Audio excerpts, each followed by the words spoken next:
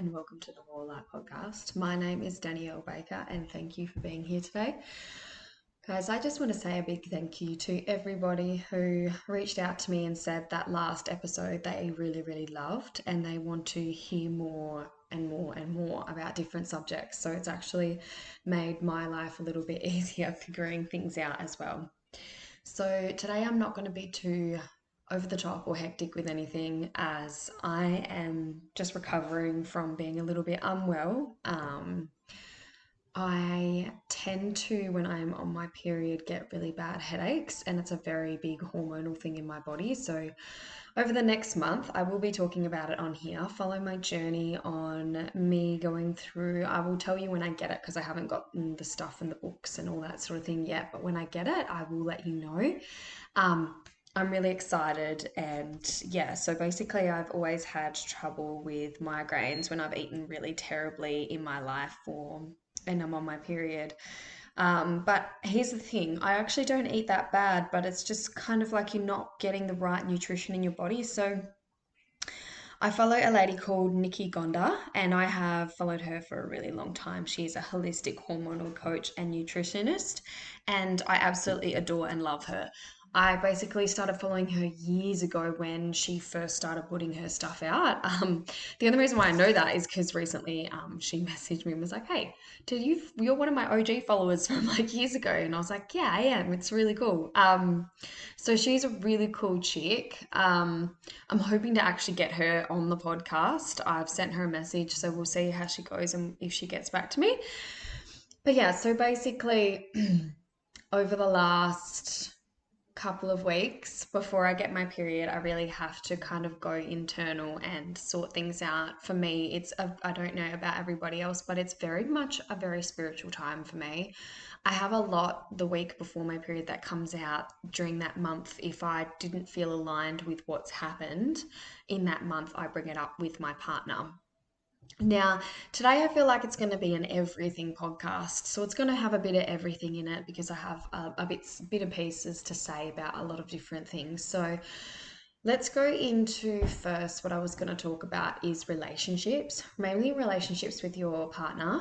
Now, this has been a huge one for me and my husband in the last, like, we've been together, what, 4 years, going on 4 years. And we are just figuring out our communication with each other. Like, we are just finishing our ways of communicating with each other and working on ourselves both in different ways.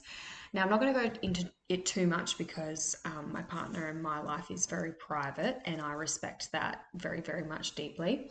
But what I will say is communication with your partner can get so confused so quickly.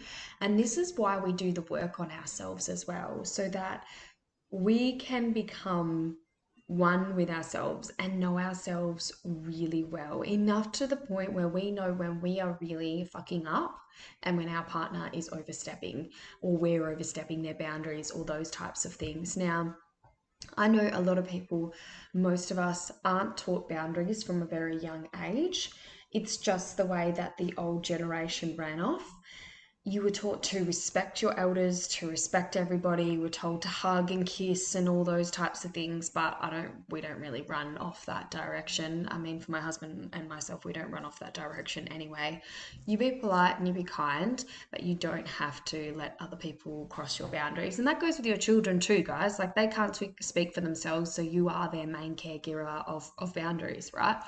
So one of my friends the other day said to me, she said, "I'm so sick of bullshit shit on Instagram where it's like fake relationships and you know that they're having a hard time, but they're putting up all these like amazing stories and stuff." So I want to be real and raw and honest with you about it. This is the Raw Life podcast for a reason, and we pour light into places that needs to be seen. So I know for myself that I'm an overreactor and that I can push for answers very quickly. It's just the way that my reaction is, and I know within myself that it comes from a deep place of needing to know that we're all good and we're safety and secure, because I always chose relationships where basically I let them put blame onto me and I just said it was my fault or I was too much or those types of things. So in my relationship, my husband now, I feel safe and I still feel secure, but there has been times where my husband hasn't shown me certain things. Now, men normally show security based on how you see security. So basically when I mean with that is you might see security as them sticking up for you or them standing up to other people if something is said wrong, but that's your belief in the way that you see things. They might not see it that way. So it's important for you to have conversations, very honest and real world conversations with each other about why, why certain things are coming up. And being honest is not easy either, because if we have triggers or things or wounds from when we were younger, they tend to blend into basically our life now. So if you have a trigger, say your dad or your parents split up, or you had one dominating parent over the other, you're most likely going to be triggered if your partner said something to you that was similar to like your mother or your father or those types of things. So this is where the inner child work comes in, and this is what I do a lot with women. Is basically we forget that we have a little inner child and an inner teenager that has bits and pieces of wounds, some deeper than others. And doing the work and working on that is really important. It allows us and gives us access to be able to really advance ourselves um, in life and in partnerships. Whether if we let ourselves be constantly triggered and we're saying, well, it's their fault, they've done it to us, they've triggered me, and so that's their problem, then this is on them, how dare they do that to me, blah blah blah.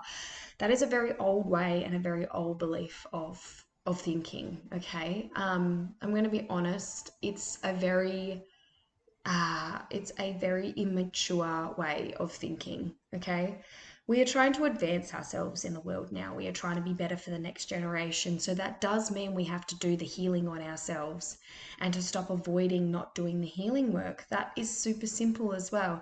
And of course, it's not going to be easy, guys, because you're basically going and looking at yourself and being like, well, this is a part of me that I wanted to literally post away in a deep, dark cave and I never want to ignite it again.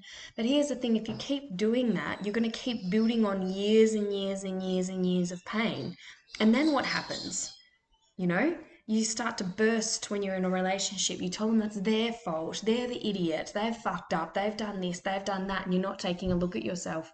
My mentor really humbled me when I saw him recently, because we do catch ups every now and again for dinners and stuff like that, which I'm so grateful for. I just appreciate him so much in my life. I feel so blessed and lucky. But he humbled me in ways of just thinking about people and other things and taking off the judgment of ourselves, even for myself as a healer, taking the judgment of me and my own self and my own pain and my own, my own frustrations with myself or my own non-beliefs in myself. Like you just have to take the time to really acknowledge how far you've come in life. Like, even if it's a small step, just see how far you've come.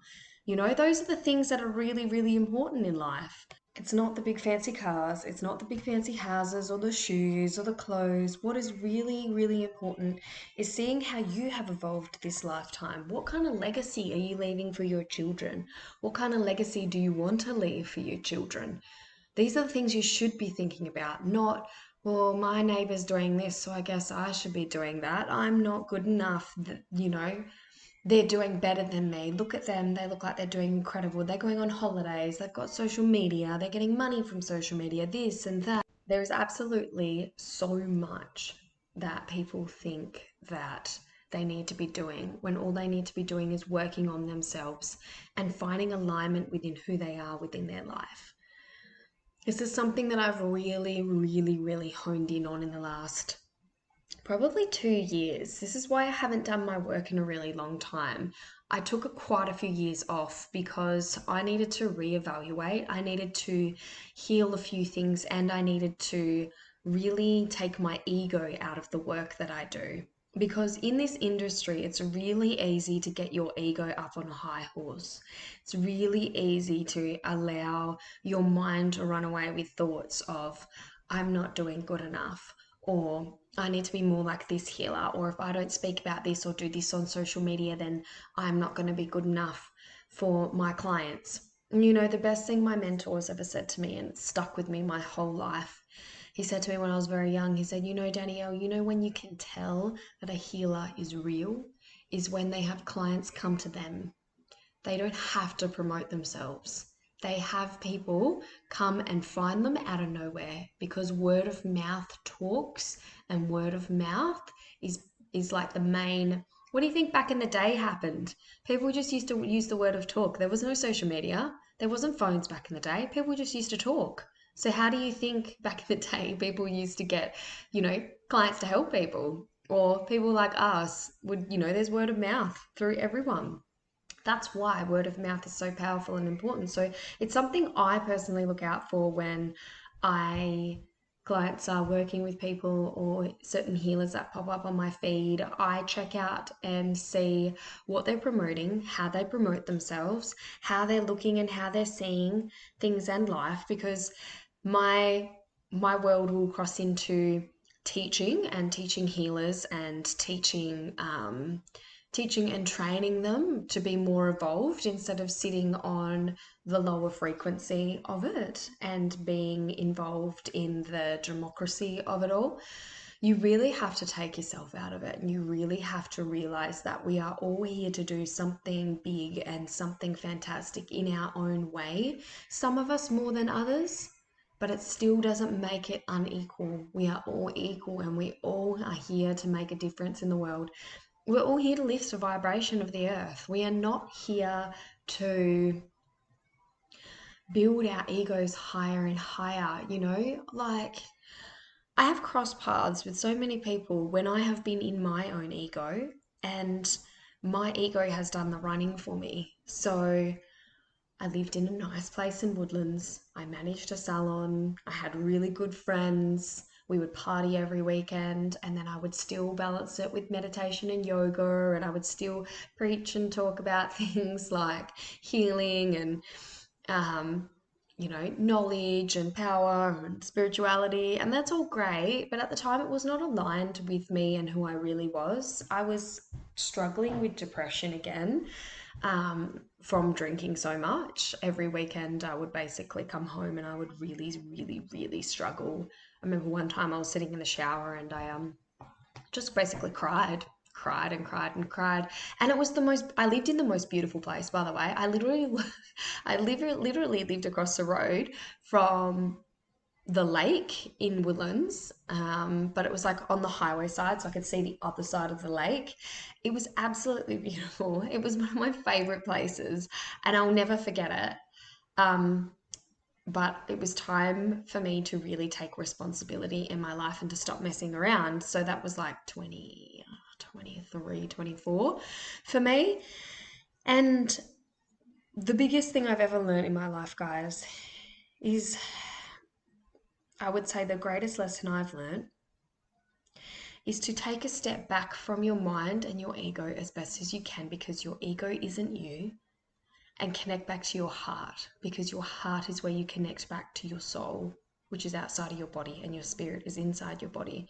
And I was explaining to one of my friends the other day, because he was like, well, explain to me what you mean by our souls out of our body. And I said to him, okay, well, we can't completely come back in our alien form or our light form. We can't come back completely in that.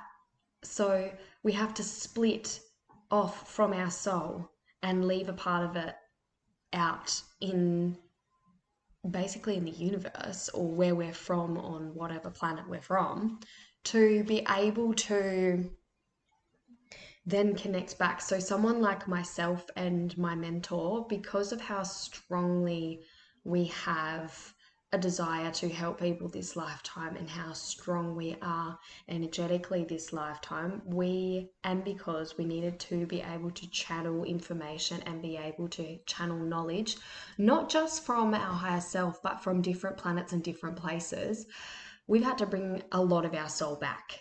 So basically, for me this lifetime, my soul will be completely in my body by the age of 35. So I will be completely running off that. There will be no interferences, nothing in between, just that. That is huge, because it's like a star being put back into your body.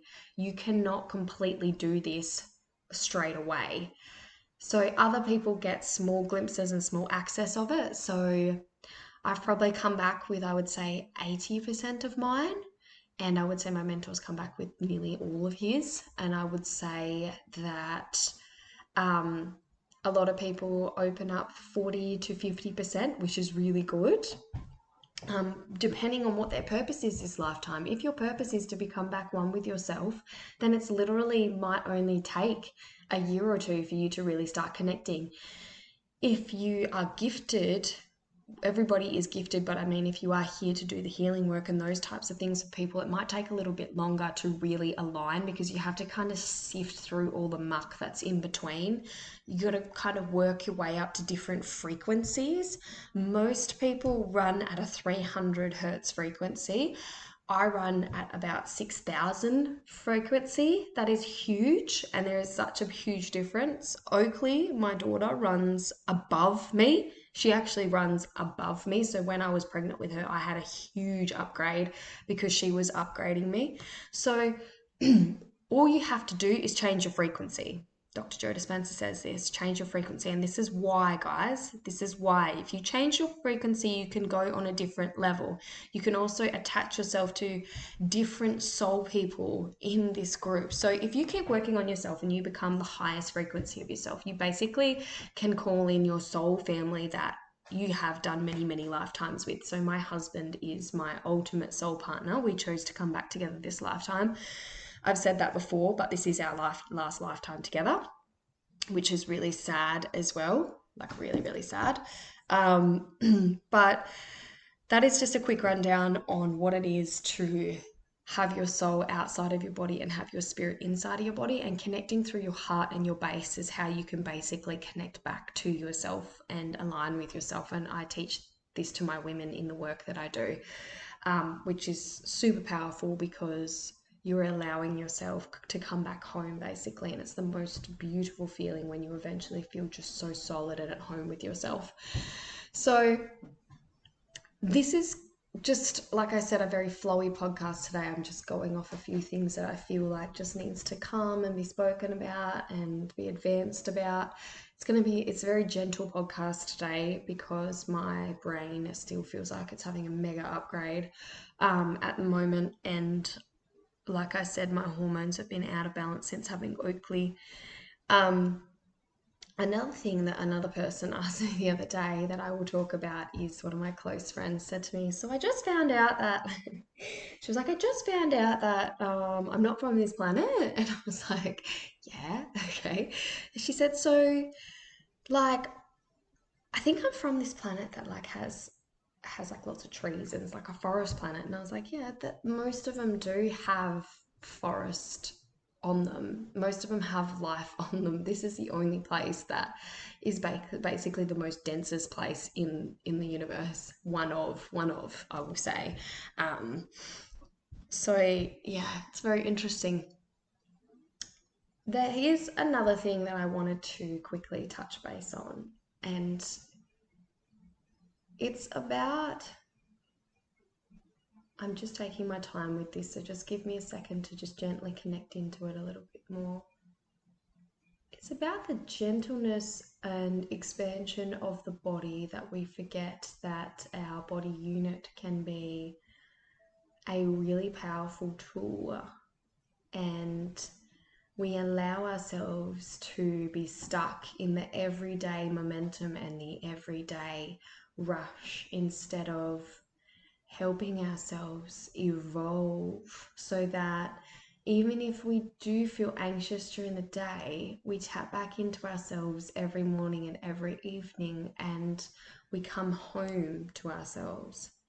Because the world needs more of us tapped into our authentic self, more women tapped into their power, into their authentic, solid power. And this just means making sure that whatever job and purpose that you feel like that you're in, that you're really aligning in it, because everywhere needs a high vibration to be able to experience and live the life that we're living. And also, don't forget the people around us are a reflection of who we are. So anything that is unhealed, anything that hasn't been looked at within ourselves, a lot of people around us will reflect that until we have healed that ourselves.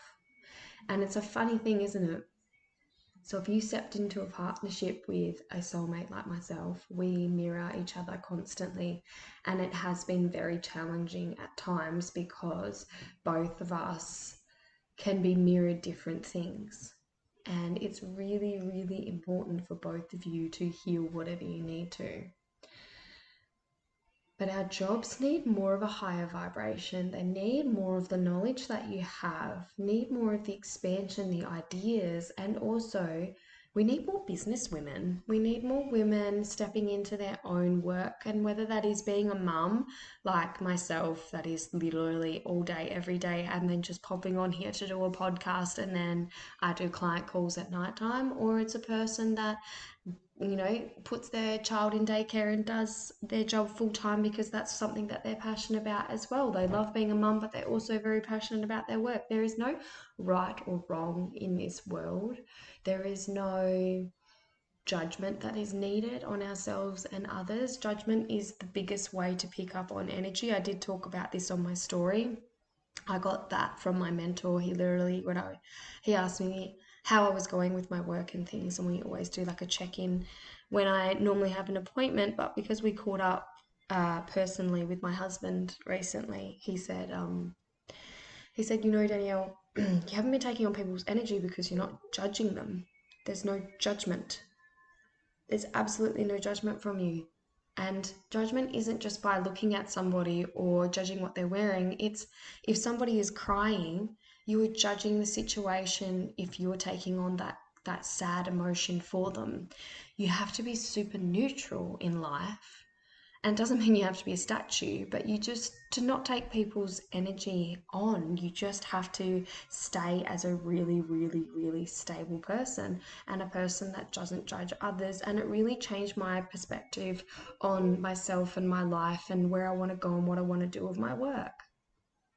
Now, you might think that I'm rambling, but it's mainly because I've just got lots of bits and pieces dropping in today, and I didn't, like I said, want to do just a one-time thing because I'm still recovering from being a little bit unwell. So I just wanted to give you like little knowledge bombs as we're going along. But I think the greatest thing that I would like to leave you guys with is making sure that you are trying to be your most authentic of who you are, even if you feel like you can't. You try your best every day to step into who you are by spending time with yourself, journaling, writing, running, being on your own. That was the biggest thing that I've learned actually as well, is I was on my own for a really long time. I didn't like it for a bulk of it, to be honest, because I just wanted to meet my soulmate, my partner. But the more that I kept trying to attract them and the more I kept trying to like push for it, it just wasn't time and ready. And I wish I took more time in my 20s now to really enjoy the journey along the way each day for what it was and build myself up. But I think that was my journey this lifetime, to come back to wholeness and oneness, was for me to go through that. And it felt quite painful for me, really, really painful. I thought about one thing that I never ever told my closest mates at the time, and it was the fact that I was dating my ex-partner at the time, and one of our friends in our friend group lived over east, or in Sydney, and he was messaging me at the time saying, "Do you miss me?" Like all these things. And even though it wasn't like a direct, like, I like you or anything like that, it was basically crossing boundaries that I allowed to happen as well, because I wasn't happy in that relationship. And it doesn't make it right, but it's this acknowledgement that I have now of how all of this stuff played out.